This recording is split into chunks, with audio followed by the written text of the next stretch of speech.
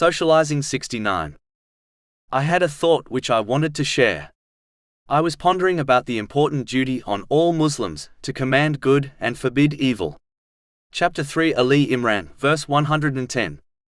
You are the best nation produced as an example for mankind. You enjoin what is right and forbid what is wrong, and believe in Allah. Even though this is an important duty on each Muslim, yet they will encounter people who do not seem to listen, nor act on the advice given to them. This is quite obvious, especially in this day and age.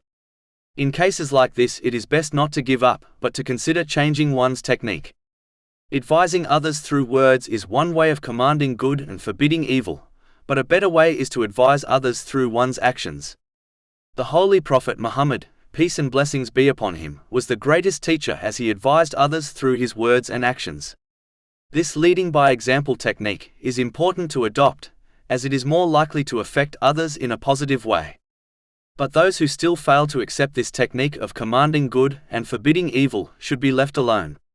One should continue showing a practical example, but perhaps take a step back from verbally advising them, as continuously advising others who do not pay attention can cause both parties to become irritated and angered. This contradicts the very attitude a Muslim should possess when they advise others towards good. It is a sad truth that one should not bother verbally imposing themselves on people who do not care what they have to say. But they should continue advising others through their actions. In this way, one not only helps themselves by refining their own character, but also fulfills their duty in commanding good and forbidding evil. Chapter 31 Luqman, verse 17. Enjoin what is right, forbid what is wrong, and be patient over what befalls you.